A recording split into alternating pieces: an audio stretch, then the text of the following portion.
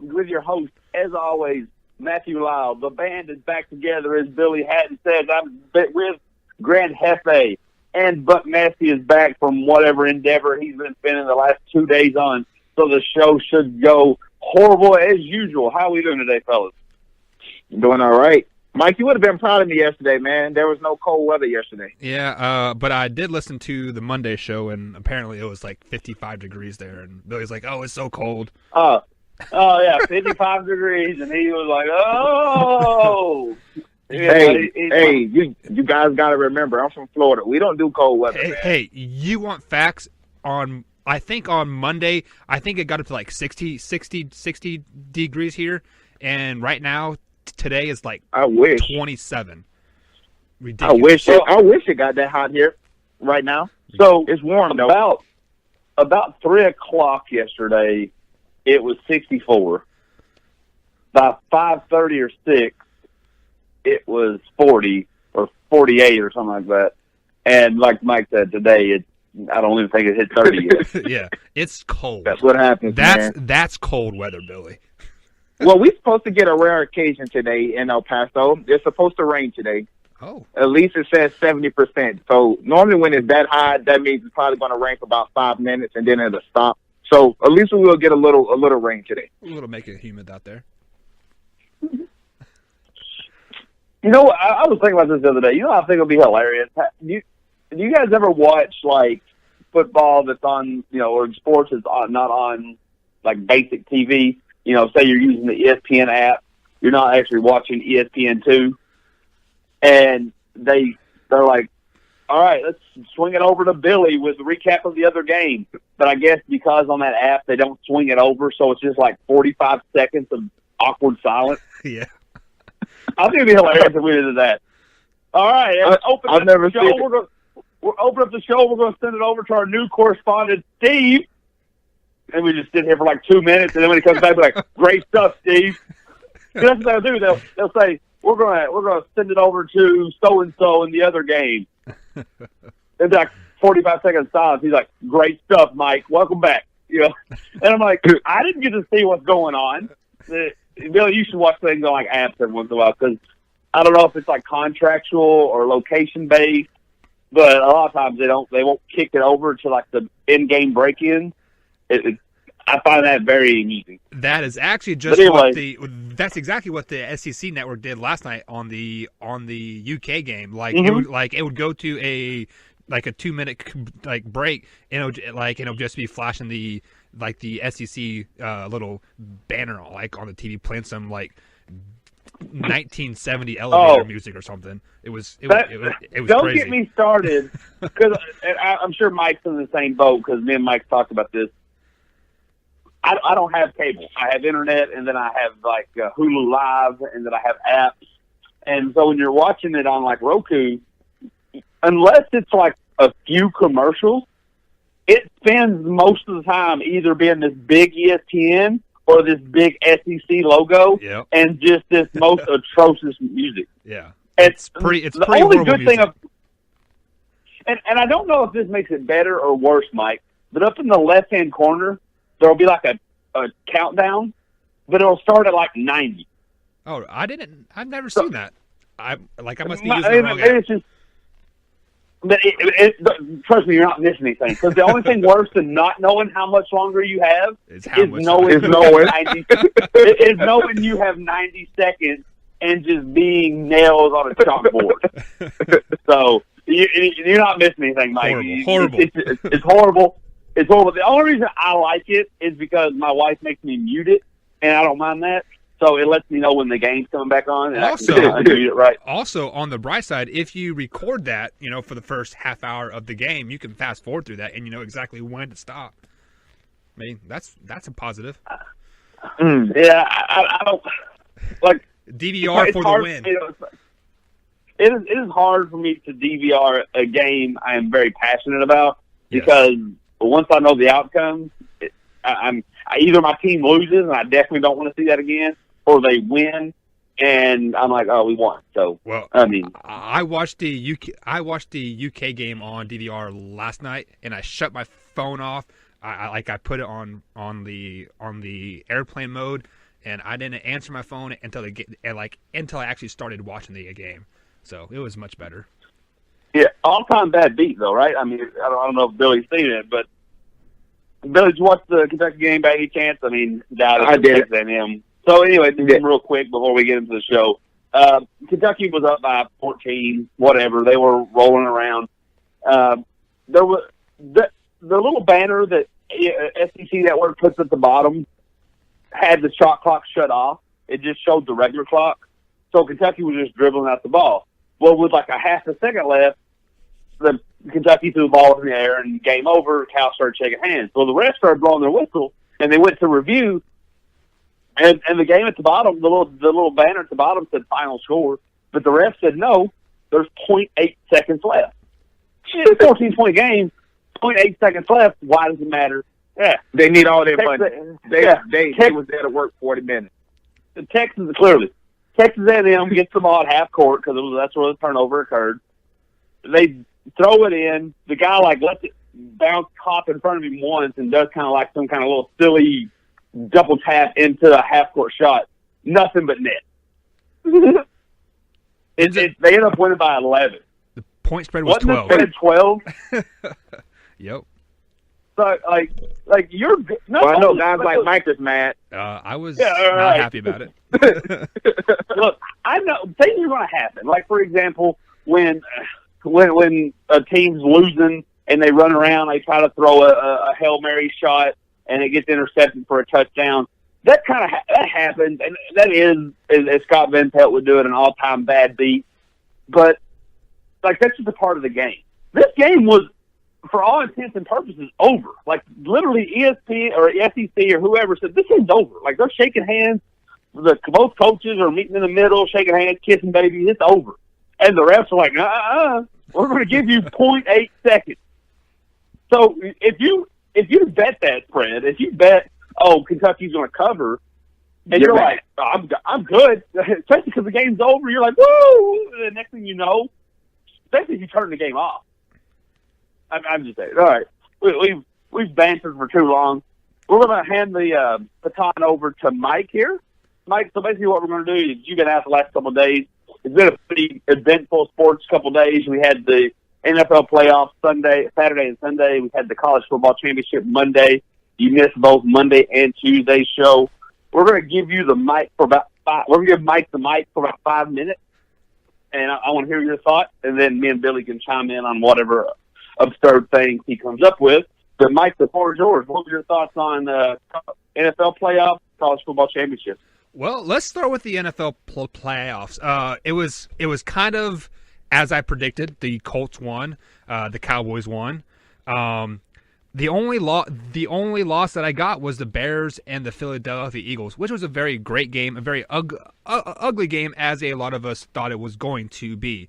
My overall thoughts on the whole situation was the city of Chicago, of like how they reacted to the loss. That was kind of concerning to me, like heartbreaking, and like it was just. I wouldn't say it's bad for the NFL, because people are going to tune into that game on the NFL channel. Like, I wonder what exactly happened. Like, let me see this miss field goal that hit the upright 8 times, or how many times they hit it. But it's a overall bad look for the city of Chicago.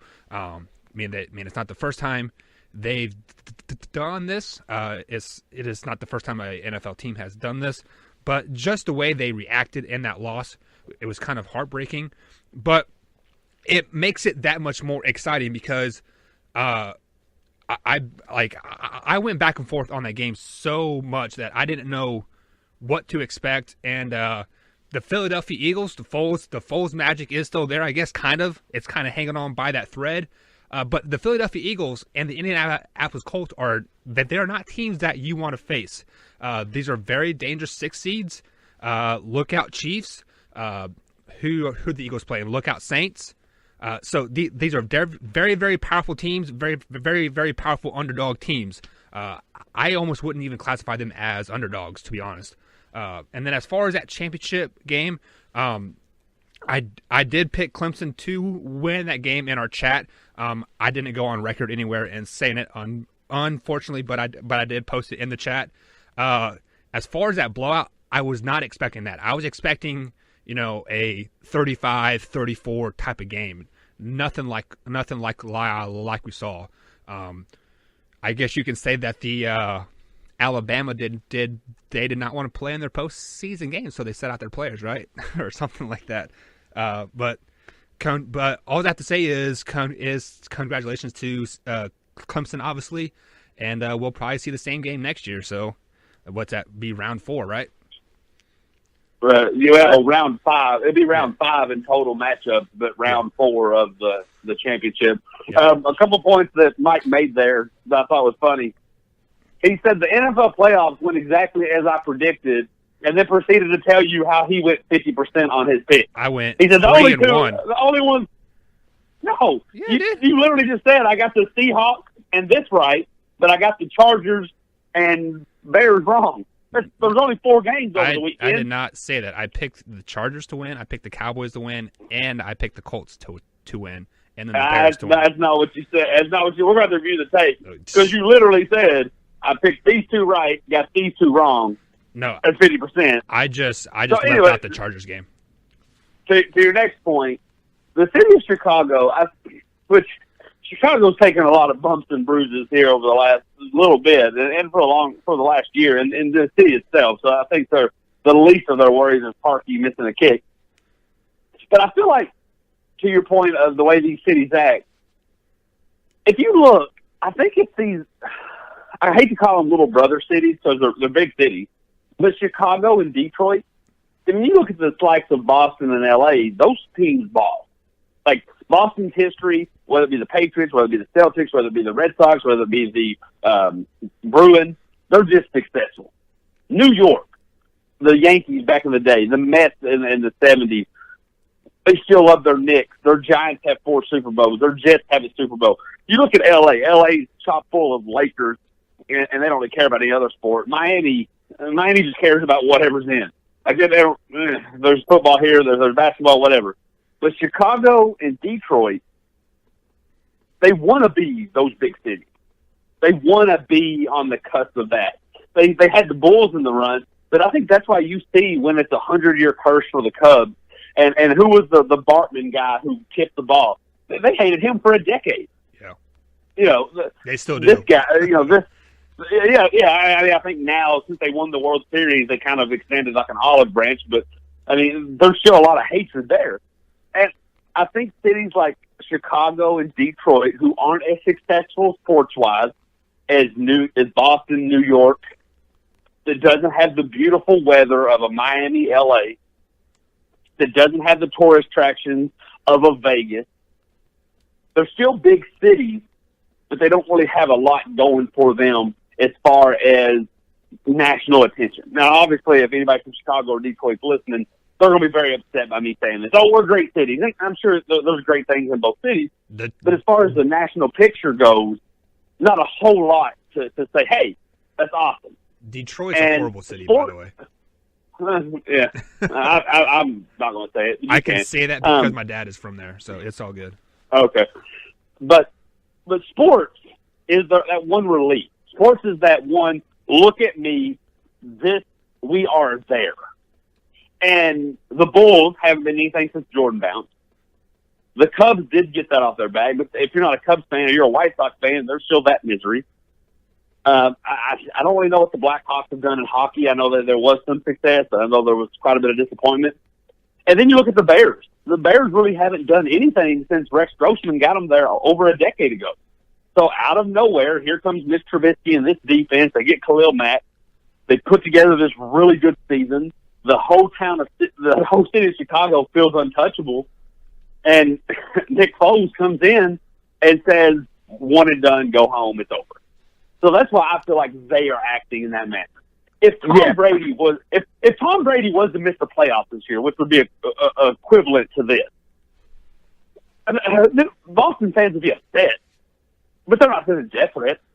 Even if it was Gostowski missing a kick, I mean, you might have that one rogue idiot fan, but for the most part, the Boston fan base most of those fans that would have things to say are from like Detroit and Dallas and Kentucky and Florida. But if you look at Boston's probably going to say something. They're probably going to voice their frustration, and then they're going to be like, "Let's go Celtics." Like, I just think like the reason you're seeing Chicago act out is because this was what they were relying on. The Bulls aren't doing anything. I'm not saying it is a bad thing to act out per se, but just the things that they are saying. Like I saw a video where a guy wished the kicker like his kids would like lose their arms and legs. That is just absurd. That is crazy. Look, it's not. Yeah, you're gonna have those guys though. You're gonna have those guys in any sport. You really can't stop that, especially now with social media. But you're right. to some of you guys' point on that, my best friend, I met him in the military when we was in basic training. And, we got stationed everywhere together. We actually came out here to El Paso together, still friends now. And he's from Chicago. And listening to him talk about that missed tip field goal by Cody Parkey, you hear it in his voice. Like, it hurts, He talks about how the Bulls used to be good, and then they traded Jordan away when they probably still could have made another run. How Chicago fans still haven't got over that yet. And how they haven't been to a Super Bowl since 2008 when Rex Grossman was their quarterback, and this was their year to try to do that again. And you can hear it, and he's laughing about it to keep from crying. And that's the people of Chicago. The people, so that's what they're feeling, And then my co-host on Unpopular Opinion, he's a Chicago Bears fan, but he's actually from Virginia. And you can hear the difference in the two when they talk about how bad this hurts, And it's something to be said about the actual people from that city, which is the reason why when people ask you, "Hey, are you a Kansas City fan?" You say, "Yeah," and they're like, "Are you from Kansas City?" Because it means more to the people that actually from that city, that actually watch that team grow up, 100% from a certain age, than somebody like me who's a Browns fan that's from Florida. I don't feel the same as the people that's actually from Ohio, So I think that's why the people of Chicago, it hurts a little bit more. But you can't be sending people death threats and talk about your kids but you're gonna have that. You're but right. I think the true fans, they're just hurt. Yeah, and it's not bad for football because all three of us get it. But it's kind of like, let's use this show for example. It's no secret we love doing the show, but it's no secret we want bigger things with this show. We want this show to be picked up and aired on different things. We want to receive paychecks for this, so we could come on here and say absurd, offensive things. And sports fans, for the most part, get it. I mean, it probably, to Mike's like little thing he likes to do, and it probably create a big stir. Would probably be talked about within the sports community. But the problem is when executives at iHeartRadio or iTunes or this company who could give a crap less about football, they just care about clicks and listens. When they listen to it and they're like, I don't want to associate with this, we've actually shot ourselves in the foot. And obviously the NFL isn't in any hurt for losing business, but the NFL's whole thing is how can I get new views? The best viewer for an NFL is the newest viewer. And I think when people who aren't sports fans, when this story makes Good Morning America or the Today Show, but the recap of the game doesn't, fans are like, well, there's some savage football players acting foolish again. That's why they shouldn't make that much money. And they get turned off of the sport. And I think that's the only bad card that it's going to have. And it's going to give, cities like Chicago, that's city for you, And it's bad for business outside of the football aspect. And that's the only thing that I think is the bad part about it. And it's bad for the human race. Just have that type of those type of people just spewing endless hate uncontained. So, speaking of iHeart, go ahead and follow the podcast on iHeart and iTunes, guys. There you are, Mike. Good job, Mike. Mike is always on time. He's always on time. We missed the plug. He's always on time. All right, moving on here. NFL coaches. We got LaFleur to the Packers. Let's start with that. What do we got? What's our quick thoughts on it? We're gonna start with you, Billy. What do you got? I'm not even sure really what to make of this, and I won't say anything bad about this guy.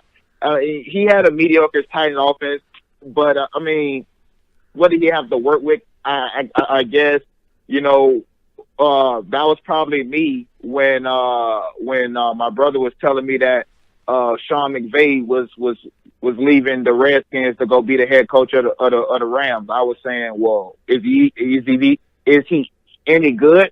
And he told me right then, this guy's probably one of the greatest offensive minds that I've ever been around. And now look what Sean McVay is to the general public, probably one of the best minds that most people have ever seen. So I don't know if they thought that he was good enough to coach Aaron Rodgers. Then I'm guessing he's some good. The Packers normally don't just hire anybody. Normally their coaches stay for a long time. So I don't know, but they better hope for their sake and for Aaron Rodgers' sake, because he's already getting up there in age. He's already been hurt a lot. That this is the guy. Mike. Yeah, and from a general fan view here, I'm saying who? Like, who'd you hire? Like, you fired this guy to hire who? So that's all I got to say about the hire is who is this guy? Like, hopefully he does great things in Packerland, like a Sean McVay is doing over in L.A., or, name any other hot young coach that's doing good things. Hopefully he does turn it around. But the biggest thing that I'm scared of is a first-year head coach going to coach a legend of the game, per se, in Aaron. And hopefully Aaron Rodgers doesn't flex on him and be like, look, it's my way or the highway type of thing, because that would be very disheartening for a first-year coach. So yeah, I have to scratch my head on this one. And to Billy's point, this guy could be great. This guy could be the next Sean McVay. He could be the next Andy Reid. He could be that offense next Sean Payton. But the thing is, when I look at all the scenarios around the league, it leaves me scratching my head. Yes, they took a chance on McVay. It's really you didn't have to, but really it made sense because everything on that team was young. Goff was young, Gurley was young, everything on that team was young.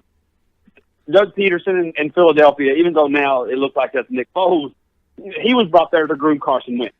You look at Matt Nagy in that offense with Trubisky. You look at Mahomes has Andy Reid, even though Reid was there first.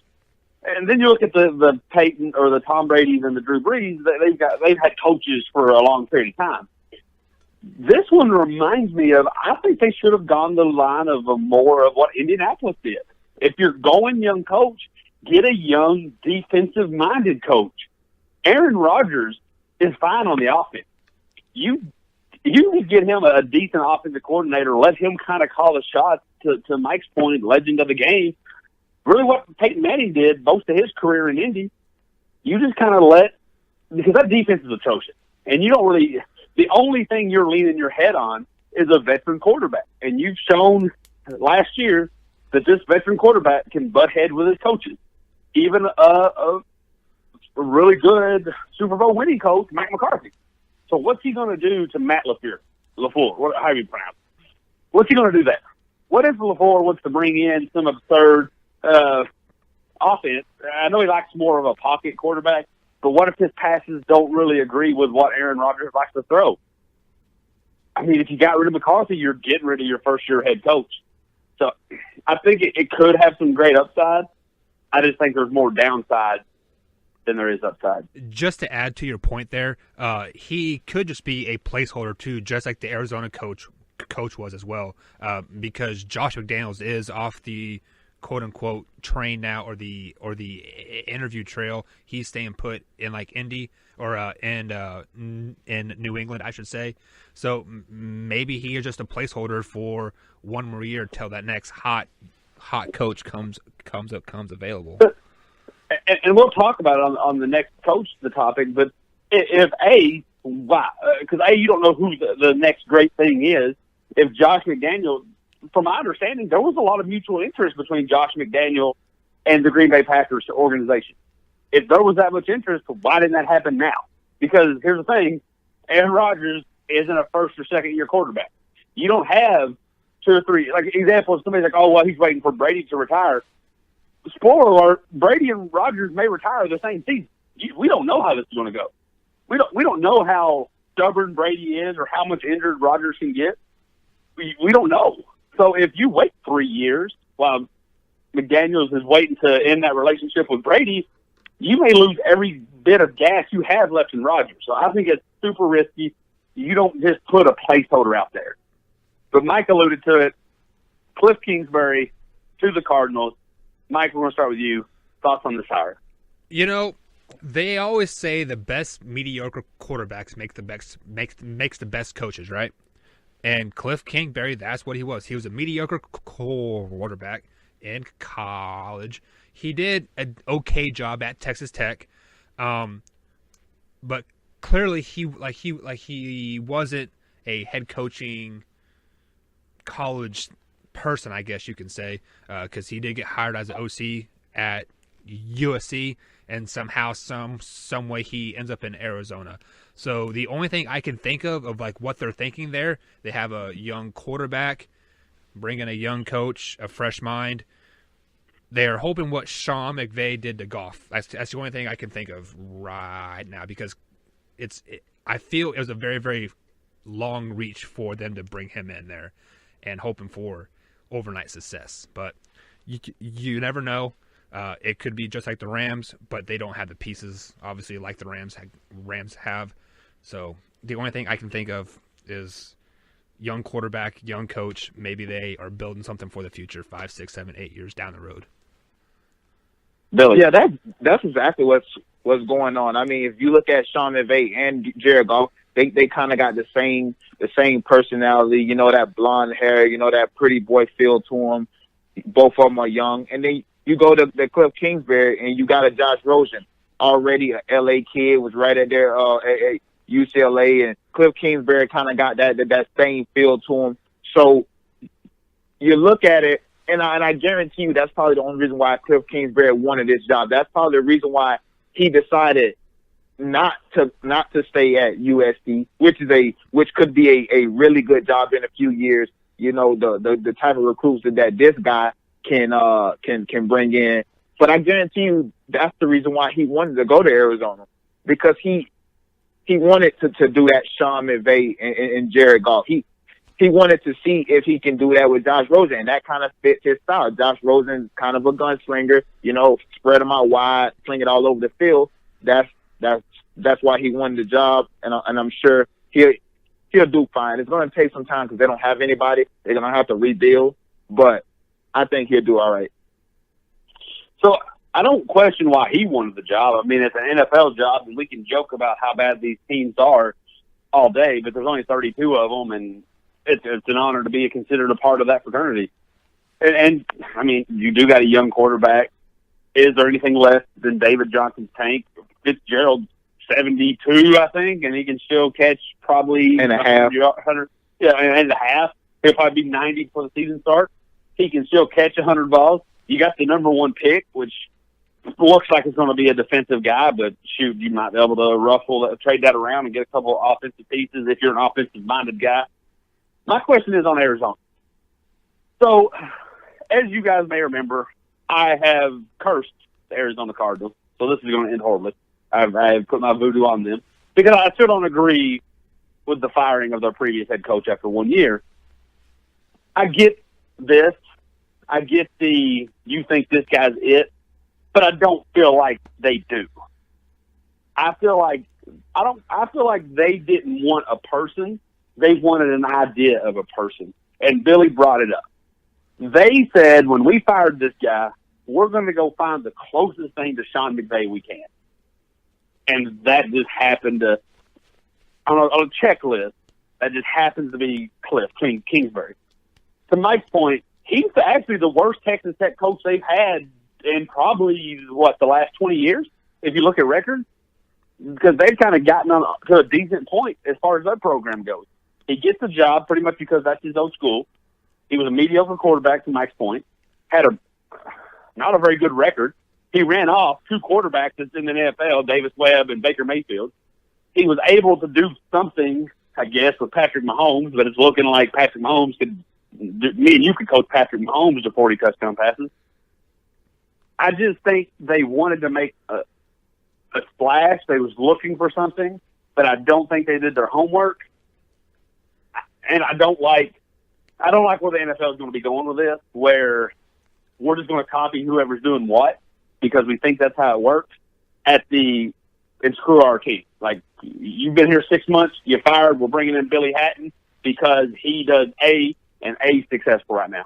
Wow. You're setting up a lot of guys to fail. I don't see Kingsbury being there more than 2 years, Matt. Well, they did. But I think that's where the NFL is going. I think that's where the NFL has been. It's been a copycat league. Everybody has done what the other person has done. And then now you look at it, more teams are running that RPO stuff in the NFL. It's just the way it is. It's gonna, these old coaches, their ways, they're starting to move on now. They can go be a coordinator up under these young guys. But the head coach, we want this guy to be young. We want this guy to be innovative because the guys that you are dealing with are young and they're innovative. These guys relate, especially these newer guys that's coming in. They relate to younger people. They don't relate to that old school stuff. So in order to reach them, you have to go get somebody that they can see eye level with. And that's why you see Sean McVay and Kingsbury getting Matt LaFleur getting these coaching jobs because nobody can relate to that old way of doing stuff. Look, I think there was 2 things. Again, it's in a copycat league as long as there's been an NFL and as long as there's been game film. So I think there's 2 positions there was 2 occurrence, or at least 1 occurrence, and I think Sean McVay could be another. Mike Vick. When Mike Vick came out, he was special. When he was drafted in 2004, he was special for those first couple of years. And what you saw was everyone set their program back. Well, not everyone, but for the most part, a lot of teams set their program back because they tried to capture that same Mike Vick magic. Not a whole lot of Mike Vicks out there. And it happened with the Wildcat. And you saw a lot of teams go with the Wildcat. It didn't really cause a big problem, but there was some bad football for about a month span because everybody said, ooh, let me run the Wildcat now, and you didn't have the weapons to run a Wildcat. I'm just curious, like, Arizona is basically a house that is not put together now. Their old coach took that house apart because he was rebuilding. He was changing the offense. He was changing the defense. And now you have a guy who's never been an NFL head coach going to try to come and build that house. I just don't. I just think you're setting up that job to fail. But that could be the old way of thinking because, just because he's a new head coach doesn't mean that he can't get it done. Sean McVay was a first-time head coach too, and I'm not saying everybody is Sean McVay. I'm just saying Sean McVay was a new head coach. Who knows what Kyle Shanahan could have done had Jimmy G and Jared McKinnon not got hurt. So especially with the way that offense was set up, with the way Kittle, nobody probably could imagine Kittle being that good, but Kittle turned out to be good, and then who knows what Jared McKinnon could have been, and Jimmy G the whole year. Maybe they would be getting the second pick of the draft. We talk a lot. We talk a lot about things could be changing, but I'm not going to believe it until I see it. And yes, the NFL's changing, and the rules are getting more lax to promote winning and promote scoring.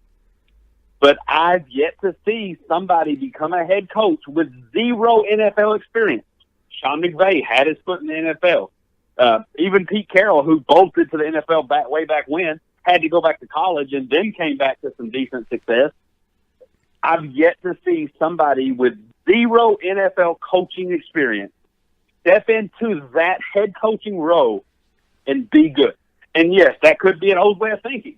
But when the record is 1,000 to 0, much like we talk about, Tom Brady's hitting the cliff, or this team's turned the corner, they're successful now.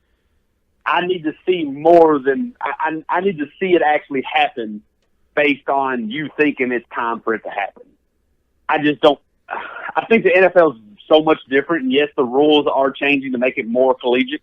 It's basically college football. It is. On the you field, just don't get to pick your team. You just don't get to pick your team.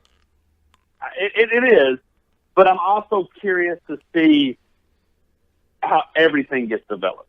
Because I think I hear a lot of people. No, I agree with your point. It's going to be tough. He's just not going to be able to walk in and do it. I agree with you there. But it's not that it can't be done. And we've only seen these kind of coaches is on a very, very small percentage rather than a large scale, you know. I'm just saying, you take the fact that it hasn't been done, not that it can't be done, that it hasn't been done. You take in the fact that there's a lot of he's got a lot of things cooking in this kitchen now as a head coach, and you add in the factor that this is an organization that gives you a really short leash. If I was a betting man on this, the odds of this being successful are very slim. That's all I'm saying. If you have a good relationship with your GM, your lease gets a little bit longer. So that's and maybe this is the guy. They already gave him a 4-year deal. Yeah. Maybe this is their guy. Yeah. We'll see. But maybe this is who they wanted all along, and they only hired Steve Wilkes there just to be a placeholder. There we go. Then, if that's the case, you could have got him last year. You could have easily brought him from Texas Tech. I think because that was his last year of the Texas Tech deal, everybody knew that he was going to get fired. I mean, that the Kingsbury being fired rumors had already they had been started. So maybe he was waiting until the offseason to get him, but he signed that USC deal so quick. I mean, it was Cliff Kingsbury fired from Texas Tech. 30 minutes later, not really, but 30 minutes later, he's hired as the USC offensive coordinator.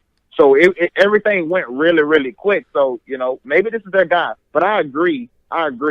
New coach, never done anything in the NFL. It's going to be tough to come in and just think that you're going to win.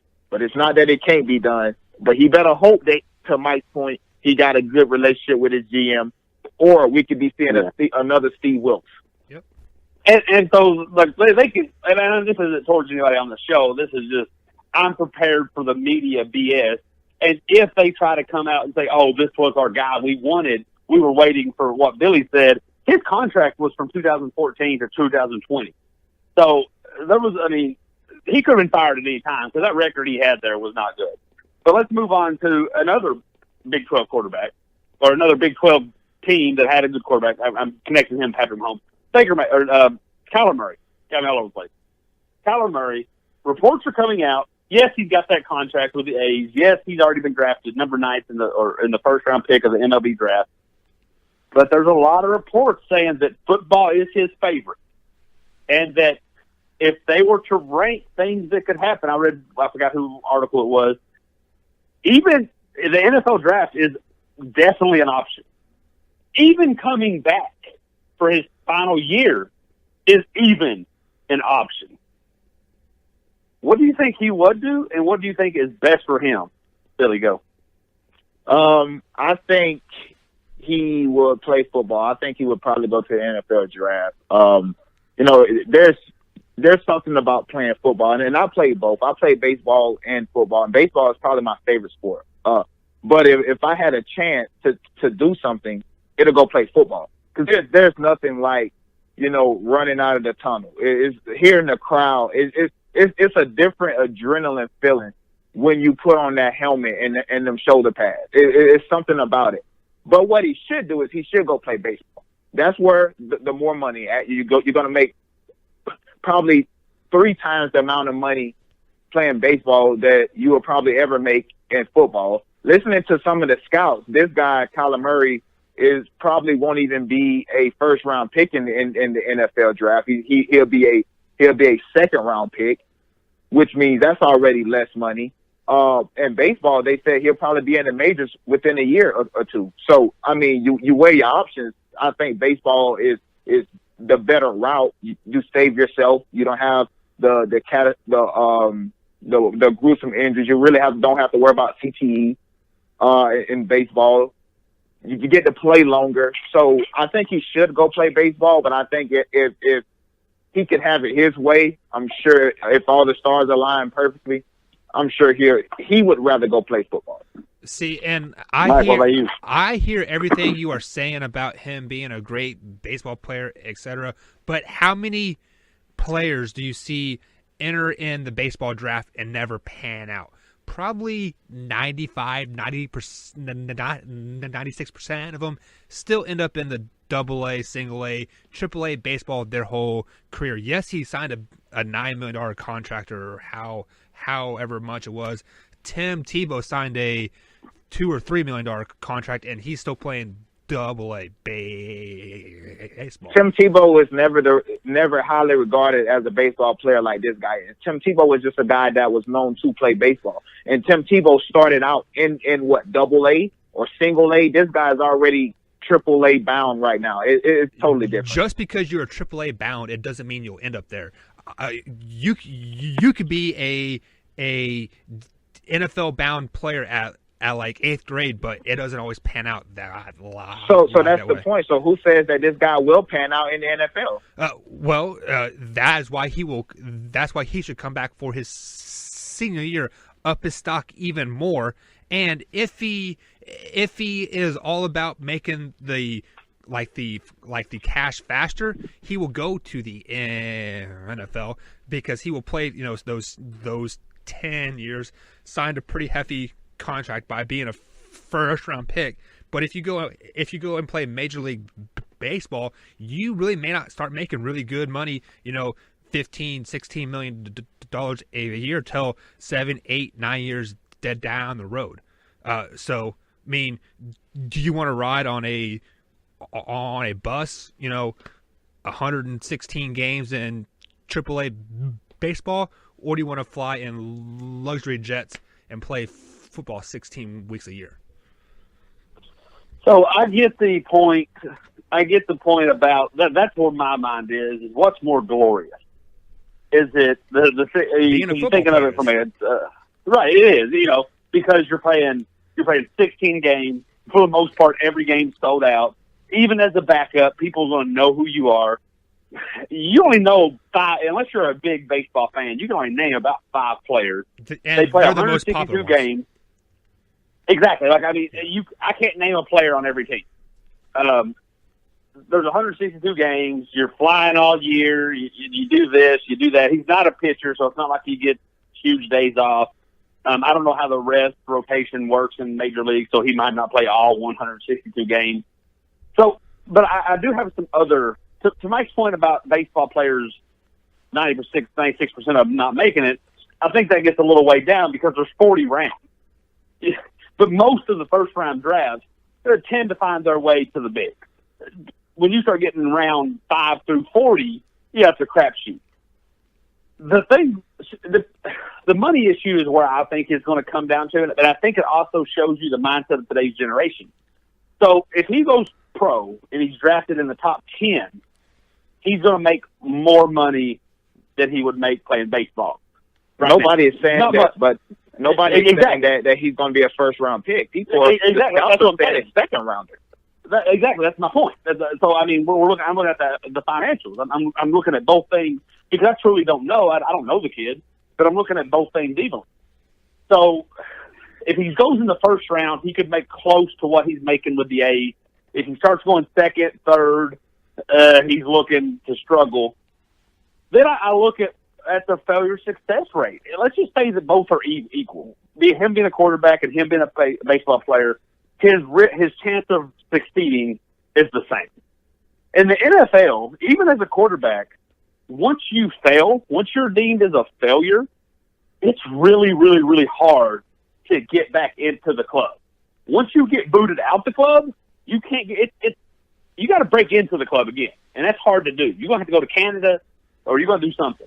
Major League, once you get booted, there's about 900 other places for you to play to earn your way back in. Mike's point, the question I got for him, and this may not be a problem, I don't know how these contracts work, he got awarded $6 million a year ago. Has he touched that money? I mean, you give a 20-year-old kid $6 million, he's probably going to spend some of it. If he goes back to school, does he have to pay some of that back? Because let's be real, going back to college, he don't have that money. How's he going to pay it back? Like, he's not earning any income to pay that back. And I can't imagine. I mean, Oakland A's was cool with it this year because I think it brought a lot of attention to them. You know, hey, here's this baseball player winning the Heisman. But a second year, are they going to be okay with that? Remember, at the end of the day, this is business.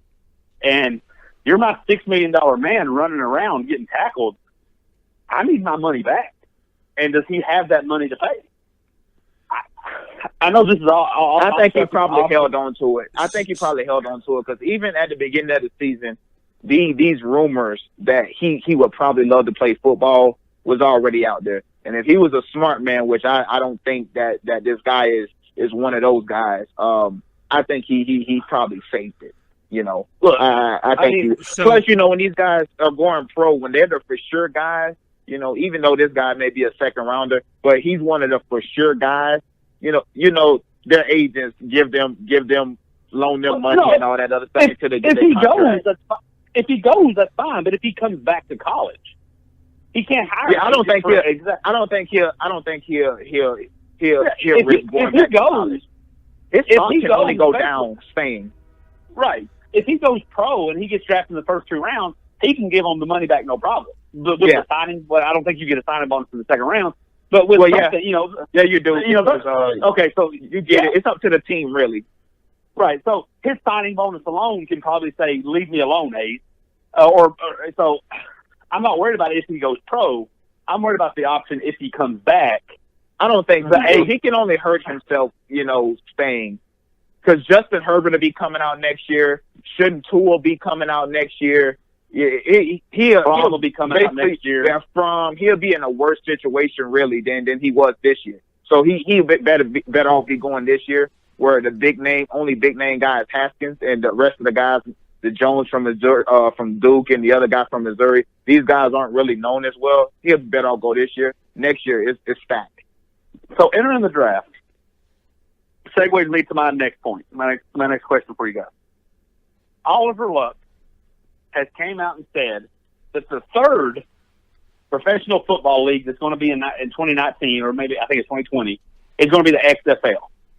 There's already 2 leagues. There's the new AFL, whatever thing that came out where you have to have NFL experience to play. There's already the NFL, and then there's the XFL. Now, the XFL says, and this is what Oliver Luck has said, Andrew Luck said that the XFL is heavily considering allowing guys to join the league before they're eligible to go pro, like maybe after 1 year of college. What's your thoughts on that? Do you think it'll be successful? We'll start with you, Mike. Well, the only way this league will be successful if it totally changed the mindset of what it did back in 2003 or 2002 when it first came out. Yeah. For the record, that's gone. This is going to be legitimate football. Okay. Well, and the other league was legitimate football too, but they did not portray it that way. They did not hype that up like that way. They hyped it up as a wrestling league, and it turned out to be a football league, and people were not impressed by that. But the only way they when week 1, when they decide instead of kickoff, we're going to put the ball in midfield, and guys are going to run at it and tackle each other in midfield, and on the first game they broke each other's neck. I think you realize then this isn't legitimate football. When they said no fair catches and you're going to die, I think that pretty much legitimate football fans said nope. But sorry, Mike. Like, I don't think at any point, I think Vince McMahon wanted a show, but he hid it behind a very popular sport in football. But it was easy to tell early on. And then it took the semi-pro route, and they realized we don't have any quarterbacks or offensive linemen. This is just going to be hideous. Well, the only way they will ever survive as a quote-unquote third league is they have to play in the summertime. They cannot play during the NFL season at all. They pretty much have to mock everything what the NFL, CFL does. I'm not for sure what the AFL is. The only AFL that I know is that indoor league, and that is slowly dying as well because it's just not very popular because people want to watch the NFL at the end of the day. And just another way they even have a chance of being successful is they have to get good quality athletes. They cannot be like that basketball league that has all those players that are 40, 50 years old, like AI and whoever else playing in a basically the big three. Yeah, I mean, if you guys haven't watched that, you go watch 5th or 6th graders shoot the basketball. It's the same. I actually like that, thing. Mike. I actually like the big three. Well, you are the only one. There is a reason why it is on FX, because nobody watches it, because FX is horrible. But the only way they will survive is they have to have legitimate players, maybe some high profile athletes that don't want to go to the NFL. Kind of like back in the day when there was a AFL and I think it was still called the NFL back in the day before they merged. I'm not for sure. Yeah, way back in the 60s. Yeah. So you kind of have to cherry pick players from the NFL. And if I had a choice to play in the NFL or the XFL, I'm choosing the NFL like every time, because they are a stable since the 50s, 60s. The XFL has already failed once as its name, and I think the last way they will even think about having success is they probably just need to change the name. They need to drop the XFL, because the XFL was this failure league to start with, and if they change the name and they rebrand it, it might have a better success rate. But I think it's ultimately going to fail after 2 years, maybe. So to clarify, it's not the AFL. The thing I was talking about is not the AFL. It's the AAF, the Alliance of American Football. It's the league that Bill Polian put together. It's basically guys who couldn't cut it in the NFL, but it's going to be. Yeah.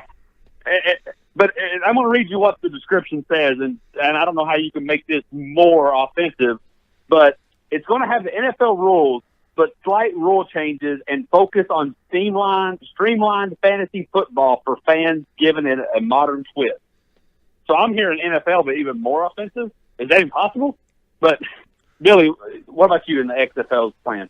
No, I'm just going to simply put it. No, they're not. Nobody cares unless it's the NFL. Just like nobody cares unless it's the NBA, and just like nobody cares unless it's the MLB. It's that's how it works. Nobody really cares. So it's not going to work. Yeah, give it a few years and it'll be done. So my thing, when the XFL first came out, when they just said it's coming out, I said, you know what? In today's social media. This was 2 or 3 years ago, whenever it was first announced. I said, today's social media climate, where everybody can watch everything, people don't even have cable anymore, how could this work? Because this reminded me a lot of the USFL back in the 80s that did pretty good, but got too big for its britches and lost all the money. So I said, how could this be successful? I said, they need to do 2 things.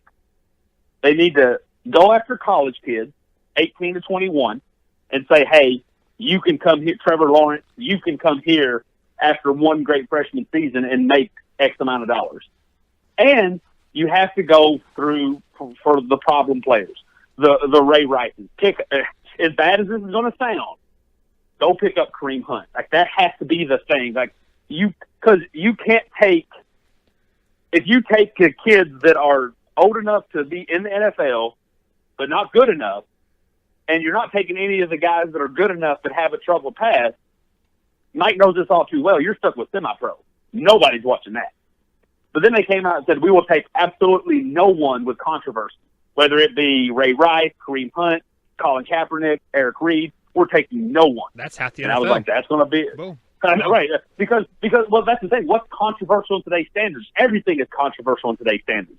You saying that is controversial. Yeah. So I was like, I'm not interested.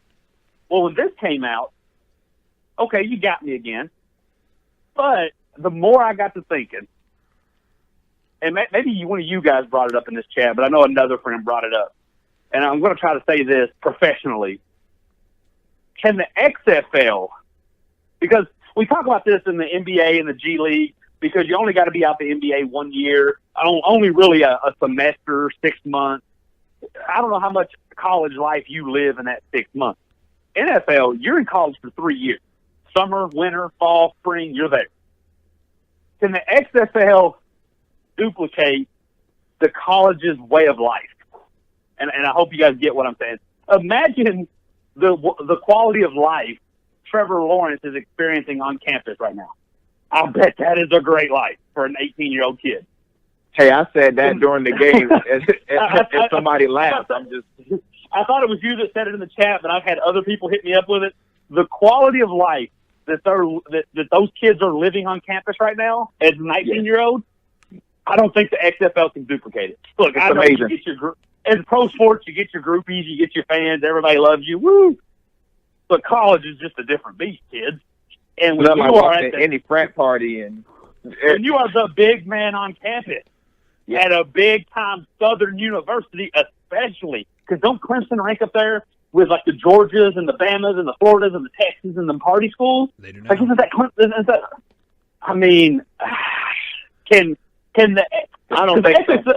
Even guys are not willing to give up that college life for that. No. Even if the XFL could go to Trevor Lawrence and say, "I'll give you $3 million," I mean, that's tempting. Don't get me wrong, but man, I feel like the next two. I feel like the XFL is that job that you kind of settle with. You're like, well, I'm kind of reaching for this job I like over here, but I'm still going to apply for this job here just in case I don't get that job. This is a fallback plan, and really you don't want to be there, so you're not going to work as hard in the off season. The only guys who's going to be doing this are guys that have no future in the NFL, or guys that think they're studs, like some people here in Louisville. And they go and try it out. And he made it personal.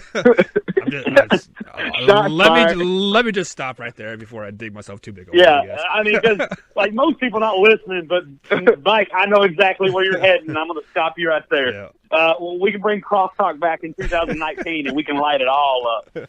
But yeah, I just think at the end of the day, NFL players will probably tell you that when you're that dude, look, and I'm not saying this anyway. I'm 100% proponent that you should be paying those kids in college. Trevor Lawrence should be getting a check from Nike right now. But even without it, the quality of life he's living on campus, the swag, as the kids call it, that he got from the college, the swag that he got from going to those bowl games and that championship game, the gear that Clemson already gives him. I mean, I will say the Nike stuff, all that stuff. Oh, they get plenty of stuff. Exactly. Yeah, I watched the video of UK, and their Citrus Bowl, they got a $500 shopping fee to Best Buy. And look, that's not payment for what they're doing. That's fun. These little things start adding up. And it's going to take quite a bit for the XFL to pry them away from college. And when you're an XFL, when you're a new coming league, and you've already said, I don't want your troubled players. Give me your rejected players. Give me your cut players, your kick out, your horrible players. It's going to take you some time to convince those college kids. Well, and with that type of product you're going to put on the field with bad players, you don't have that much time. And probably, I think it's the bad players too. Guys just ain't going to want to play with different people that they didn't agree to sign up and play with. I just don't think that. I would see Trevor Lawrence leaving Justin Ross and Higgins, to go play with, Johnson from that he never even seen a day in his life. I just don't see that happening. Yeah, and to Mike's point, he started getting a little spicy over there. To Mike's point, we see this all the time in your local leagues. When those guys want to get to the next level, they forget how to play team ball. In the NFL, it's all about winning a Super Bowl and getting that check. If you're a receiver or you're a running back, you better block. You better do the little stuff because you're not getting to the Super Bowl. You're not getting that check. When you start going to smaller leagues, where your goal is need me, or your goal is to get to the NFL, you're not blocking because in your mind, the NFL is not going to want me for my blocking. They're going to want me for the hands or whatever, and they're going to be a detriment for the team. So I think that's going to be I think that's going to be an interesting development to watch. I think the only way the XFL will truly succeed is if they become a minor league of the NFL somehow, some way. Somehow be associated with the NFL and have a minor league system, just like Major League Baseball does, just like the NBA does, just like hockey does, just like soccer does. Every other major sport has a minor league system except for the NFL. That's the only way the XFL will ever succeed. Well, so the reason why I don't think that's ever going to be a thing is because use those other sports you mentioned, but go in the seat to see the faces, to see the names on the back. You go to the Lakers to see LeBron. You go to the Yankees to see whoever they got, or you go to watch whoever Bryce Harper is, wherever he plays. You go to hockey to watch what's that Crosby kid. NFL, two things. NFL, you don't want to deal with those. They don't need you, and they will let you know I don't need you because you don't go to see the name on the back. You go to see the logo on the side of the helmet. And that's why the XFL. So the NFL is like, so they're like, we don't need you. And I think with Bill Polian running this AAF, that's more, with him being an ex-GM and having like a big hand in the NFL circle, that's going to be more favorable to NFL owners than Vince McMahon. I mean, because Bill Polian knows how to work. Bill Polian knows how the NFL thinks.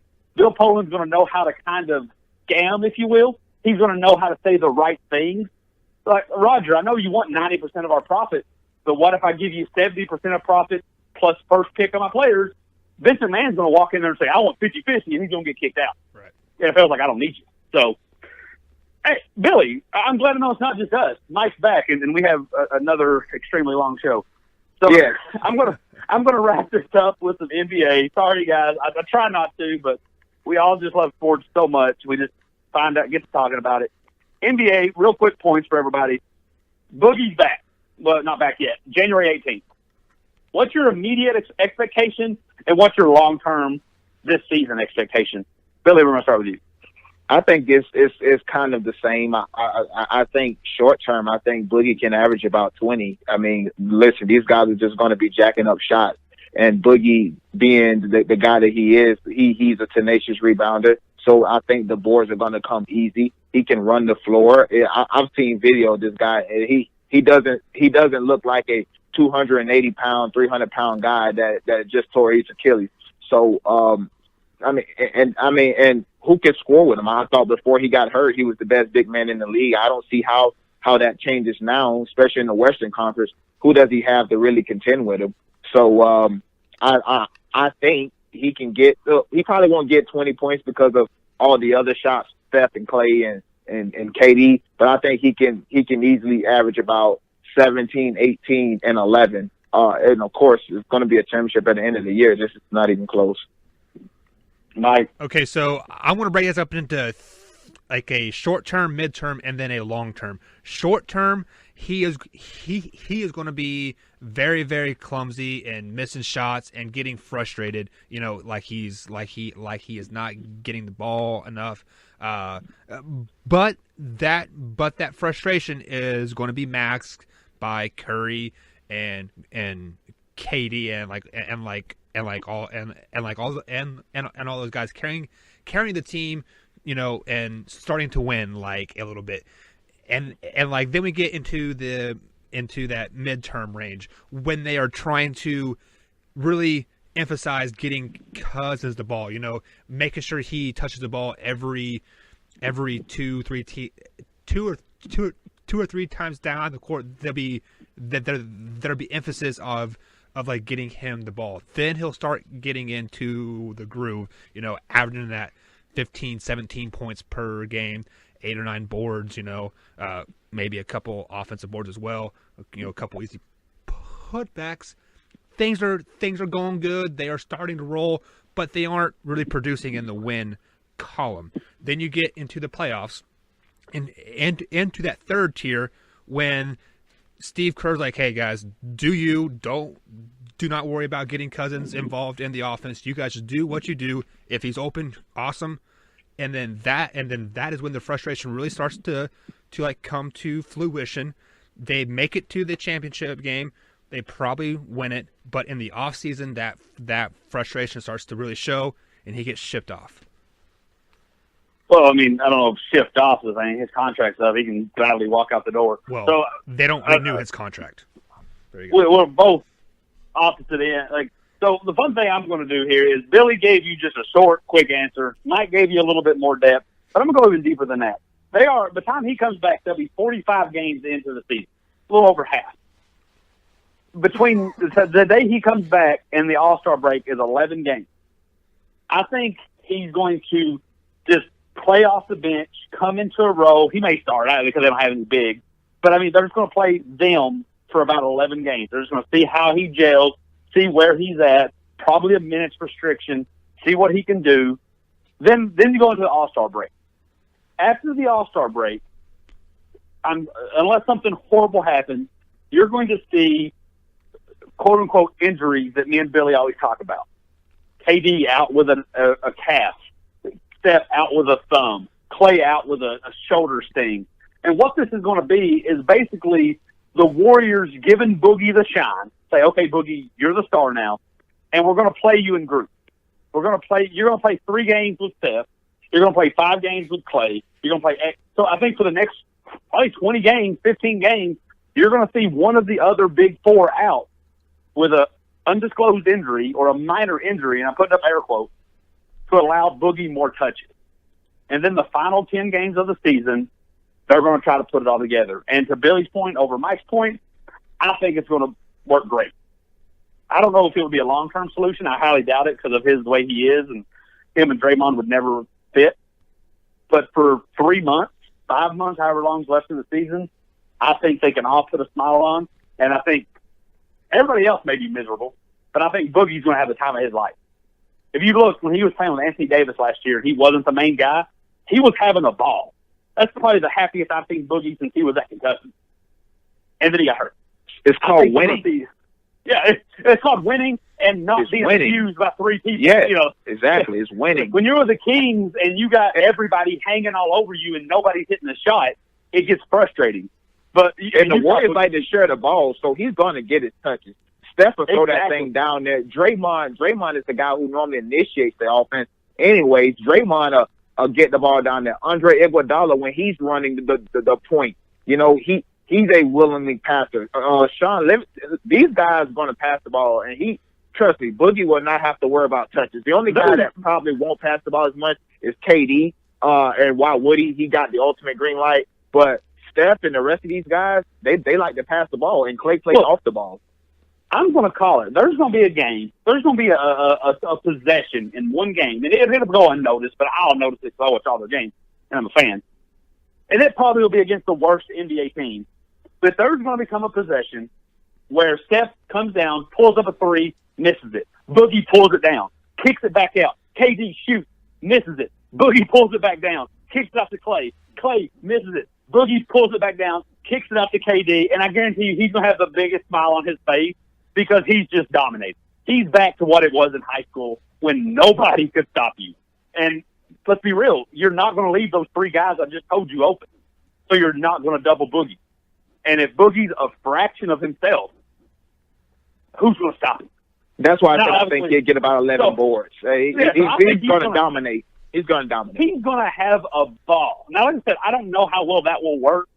2 years, 3 years of being and Boogie. Because if all these guys come back, even if you got rid of Draymond, you're going to say KD, Steph, and Clay. I think that would be a better team. It would. I think that there would be some pluses to it, but I don't know how long Boogie could deal with being the 4th listing. I mean, you see on movies all the time, actors want to be that first name listed. Let's be real, Boogie's not going to be first 2. He might surpass Clay to be that 3rd, but Golden State loves Clay so much, Boogie's going to keep that last billing. So for 3 or 4 years, I don't think he's going to like it. But this year, man, I think he's going to have a blast. All right, so real quick here to get on some things we've been putting off for days. Real quick, Curry walk. Does that mean anything? I know that was 3 days ago. I think he did to make a point because as soon as he got called for it, he had a big smile on his face and he put up 13 on his chest. Is that going to change anything, or does Harden have that just perfected? No, Harden just got to perfect it. Sometimes you can't even really see it though until they replay it. Because if you watch Harden, his feet is so smooth. I don't think Steph has the footwork of James Harden. So sometimes, unless it's just blatant, obvious, James Harden really get the benefit of the doubt until you watch it, and then somebody point it out, and then, oh man, he traveled. He's not like LeBron, where you see him take 3 steps almost every time he's in the post. His speed is a little bit better.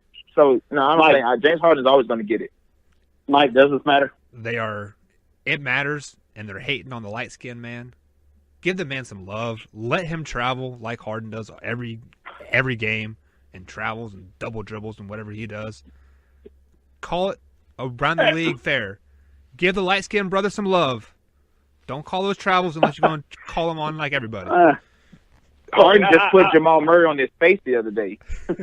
I'm all for Steph did too, doing something completely different. And that's why I can't be too hard, and I'm not going to give – I love Steph to death. I love that entire team. But I'm not going to give him any pals here because – okay, so you don't give him that. Because let's be honest, if Steph gets that, you can't stop him. The man's already don't need to dribble. Once they like the dribbling team, so you give him that, you're not stopping because he already doesn't even – he needs to dribble once past the half-court line to do anything. Imagine that step back, but around mid-court, around the logo. I mean, you don't want him to have that. And another thing is, I had this discussion with someone. It's like when you were in school and you cussed. If you said, oh, bleep, and then you looked at the teacher, you're getting caught. But there's that one kid who says like a cuss word every classroom, but he says it like it's a part of his vernacular. He says it like it's life, and the teacher doesn't say anything. The key to doing anything is acting like you're supposed to be doing it. Yep. James Harden does it so fluent and doesn't make a deal out of it that the refs aren't going to call it. I guarantee you Steph did it and was like looking out the corner of his eye to see what the ref was going to do. Like, Steph did it. Are you going to call it? Right. James Harden just does it. And then if they ever call on James Harden, he's like, what? No, because he expected to be let go. You know the saying, drive it like you stole it. There's also the saying, steal it like you own it. If you act like it's yours, nobody's going to question. That's his shot. Nobody's going to question him for it. Speaking of like all that, did you guys see that play where I can't remember who it was like off the top of my head, but they were complaining about a foul and they pulled out a freaking iPad and they showed the foul over and over and over. Yeah, it's Blake Griffin. Yeah, like. Hey, Matthew, I forgot to tell you, we forgot a head coach. Who? Yeah. Bruce Arians to the Bucks. We did, and they got the Jets' old head coach. Yeah, Todd Bowles, the defensive coordinator. Yeah, the Bucks. I no big I don't know deal. if that's the thing. I mean, I'm shocked, honestly, because he said that he wouldn't come back to coach any team unless it was Cleveland. But I guess the Bucks must have threw a healthy sum of money out there to him, and he bid on it. Does that mean he likes Jameis Winston? Because they seem pretty committed to Jameis Winston. Because when they asked him about the Packers job, he said, I'm not interested. And they asked him why.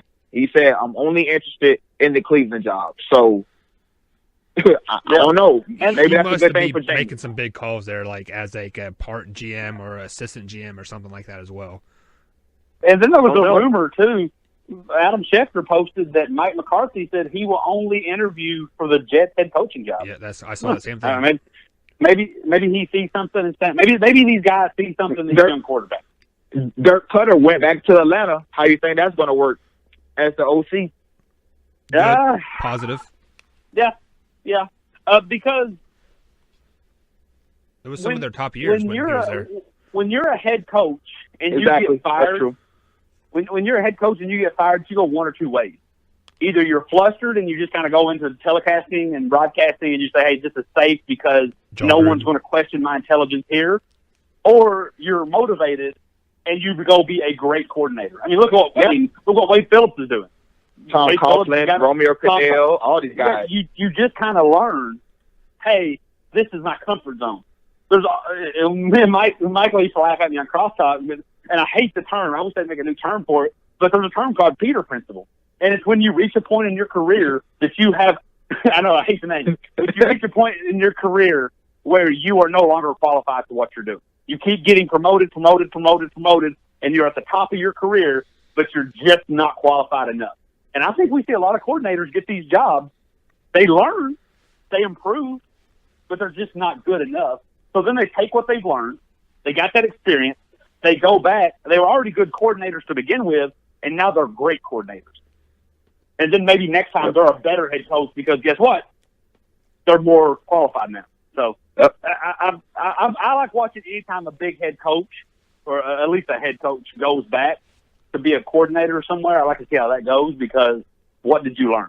Did you improve? Are you going to just take the first train out of here? Are you going to go be a coordinator for 2 seasons and then take the crappiest job like you didn't learn anything? So, all right. One thing I think last topic here. A couple days ago, Tibbs got fired out of Minnesota.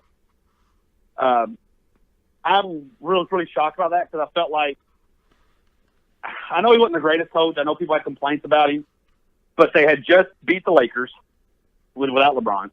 They was just starting to win some games, and it came 2 days after Jimmy Butler blew up on his coach. So anybody who said Tibbs ran Jimmy Butler out of town has to realize it wasn't a coach. It's Jimmy Butler.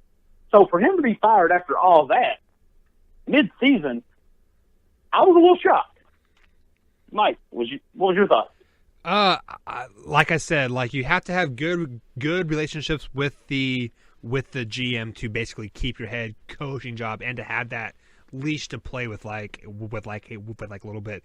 And with the blow up that they had with Jimmy this summer and to like start the season, I think that maybe fractured their relationship just a tad bit, and he found something that upset him.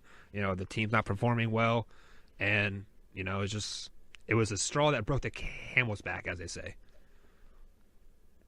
Yeah, I think this was been in the making for Tibbs. You know, a few years ago, everybody was up in arms about why is he trying to make this the Chicago Bulls. There was already reports that he didn't really get along with people. So this, and then Andrew Wiggins is not progressing as a player. You know, you had Cat and Jimmy Butler fighting all year. That took forever to get going. They finally traded Jimmy Butler away. They're still not good. They're out of the playoffs right now. So I think this was in the making. This was inevitable. You need another voice in there. So no, I'm not shocked at all by it. So to Mike's point, and I gave you my point on Tibbs, and Mike, that's the theme of Mike and his coaching, and it's probably true. But I've always said in any job, nepotism is comforting. It's not healthy.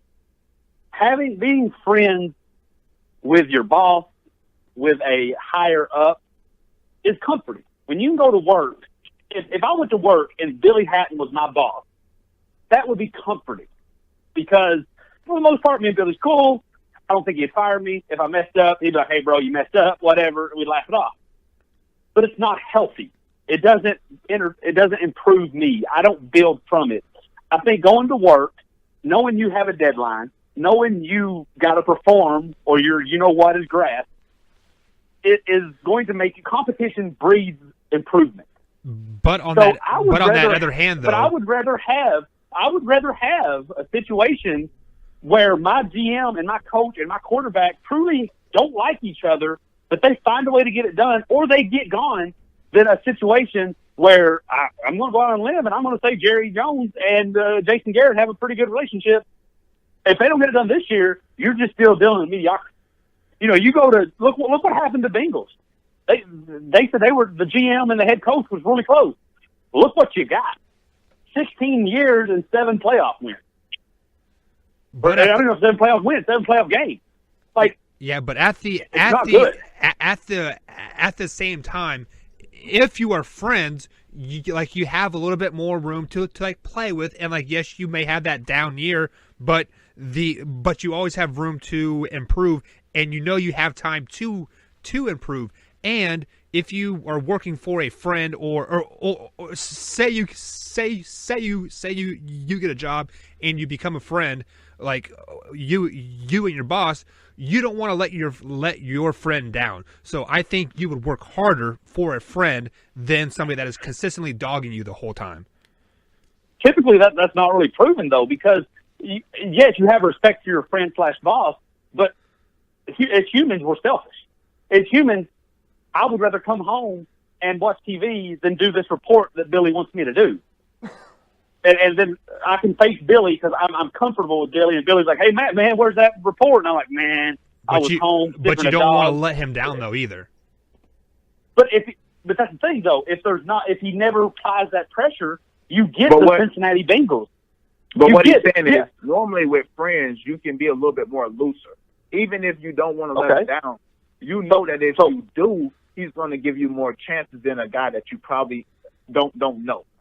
So when did that pay off for the Bengals? That is kind of a outlier. Let's say the Cowboys lose this weekend. When did it pay off for Jason Garrett? They won a playoff game. Is that another outlier? Well, is that it? Is that what we're shooting for? 2 playoff wins in 10 years? How many division championships do they have, though, too? Oh, they're hanging those. Trust me, if you're a true Dallas Cowboy fan, and I hate them with a passion, they aren't hanging division champion banners with a smile on their face.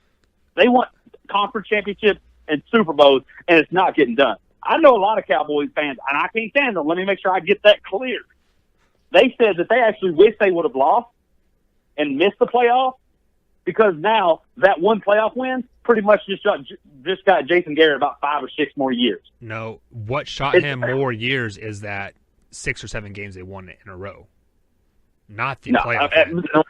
Jerry Jones came out yesterday or the other day and said, well, after this playoff win, I hope people now see that Jason Garrett is the right guy for this job. So I think that's the playoff win is what bought him a few years. Okay. So let's just say he does what you said, Mike. Let's just say over the next 5 years, he wins the division, they gets that 3 seed, wins that first wild card game, and then every year loses in the divisional round. Is that good enough? Andy Reid for the Philadelphia Eagles did the same thing. And then he got fired. Yeah, but after 6 years, or however long he was there. Exactly. See, it doesn't pay off. Give me weeks and weeks of hearing turmoil between, I know this is the opposite extreme, the turmoil between Bill Belichick and Tom Brady, but I know on Sunday it's done. And I'll be honest with you, if we lose anywhere in the month of January, I will be disappointed. It will be a letdown. You have to realize that they are better than over half the teams in the NFL. They made it further than over half the teams in the NFL. So you're doing something right. And do you think you got? But my question is, do you think you got that by being friendly, by being best friends, by being buds, by going fishing together? Well, the Cowboys are doing something right. I'm just saying, Super Bowl. Are they? One playoff win, Mike. Super Bowl. That's not something Super Bowl. Right. If they make it to the Super Bowl, I will change my tone. I will give you that. But they got a lot of work to do. They got to win in LA and then more than likely in New Orleans, or at least beat an Eagles team 3 times, which we've all been on the record for saying that's really hard to do. But they'll be at home versus the Eagles. It's also a division round. It doesn't matter. So with Chicago, people thought, oh, any team comes in here, I don't care how good your offense is, you come in here to Soldier Field, we're going to beat you. No, you're not. They about did. So, about did. Okay. So are we going to give contracts over things about did? UCF has. Hey, we almost won a national championship, even though we didn't make it to the playoffs. And you know none of us here approve of that. So you're preaching to the choir on this one. Two-time national champion, UCF. If that's the case, then give LSU the title. That's why they're in the top 6, Billy. They just beat the defending champion. Exactly. You couldn't go any lower than that. Man, it's 1950 and 60s all over again. Who else needs a national champion? I'm giving them out. Kansas State needs 3, please. Florida, you beat a team that at one point people thought might win a national champion. You deserve a national championship. Florida State's still trash, though. You don't do Hey, that's all right. Is that how we're ending the show? Is that really how we're ending the show? Pack it up out of there, and we're gonna get us another coach. Okay, hopefully. Hey, right, I heard that Bill Snyder's free. You guys can go get a 83-year-old coach. Him. I mean, sure, he's a great coach. Go AARP. All right, last little frustration, and this is just what gets me disappointed. And look, I love the internet. This show is possible because of the internet. We can promote. People who don't even know our faces, ESPN don't even know we exist. We're able to do this because of the internet. It's a beautiful thing. Most of the things I do involves the internet. But once again, the downside is rearing its ugly head, and the downside is showing us the evil in humanity. My man, I'm drawing a blank on his name. I think his name was Trent. My man from the Purdue passed away. Great story. Condolences to his family. There's some, and I'm going to cut the show. There's some asshat that decided he's going to send threats to his grieving parents about things he's going to do to them on their day of celebration, which is their version of a funeral. On the last day, they're going to use their son in a glorious way. This man's talking about killing his mom. Like, come on, man. He's talking about you gotta what? go to jail. He's talking about killing the kid's mom under a fake alias, under a fake everything. Right. Yeah, look it up. The guy got arrested. This guy go to jail. And I hope. And this reminds me of a couple years ago. Mike, you probably know more than I do about the kid.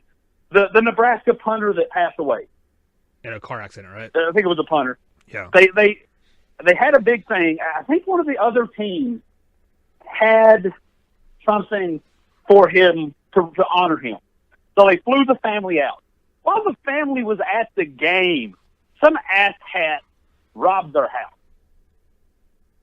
because they knew they were gone, because it was nationally televised that they would be out of their house. Right. Like, I know that crimes and there's precedents when it deals with law, but there are certain people that I think should be just, that should come with 20 years prison and Gen Pop, and I hope that dude gets popped every day. Come here, Sally. I don't really have a rant with that. It's just frustration. Look, crime happens. Somebody steals something from a company. The company's probably got it insured. I think they should go to jail for a long time, but it is what it is. Somebody out here selling drugs, horrible, go to jail. But they're probably trying to do something for their family. Not the best way. But certain crime has no purpose. And death penalty? I'm going to say it. Give them death penalty. But that's it. I was just so flustered over it. Last night I couldn't even enjoy my Kentucky game, reading that thinking article, getting mad, wishing I was face-to-face with this asshat-looking dude. Yeah. Anybody got anything before we go? Matthew, just calm down. Go eat your hummus and your cabbage lettuce or whatever you guys were having the other night. I don't eat any of that. Hey, I don't eat vegetables, so that's not going to be a thing. Actually, I don't eat any vegetables. But I eat cabbage, but you have to you got to put some butter, you got to put some sugar in it. That way, it ain't really a vegetable anymore. It's what? Wait! You put butter and sugar on cabbage? Yeah. Just put ranch on it, man. No, definitely not. No ranch, no blue cheese, no nothing. Nope. It must be I a like South to put thing. I like to put cabbage in a bowl, and then take a steak, and then throw that bowl away and eat that steak. That's how I enjoy my cabbage. While listening to RTF Sports Talk on iTunes and iHeartRadio. Yes, please listen to it. I don't. I can't stand the sound of my voice, but I don't listen to it. It sounds like in my head. I don't listen to my shows either because I don't like hearing my voice. So in my head, I feel like I sound like Matthew McConaughey. All right. But when I listen to it, I sound like Jed Clampett. Can't stand it. All right, that's it. RTF, we're out. Bye. Go no. We're done.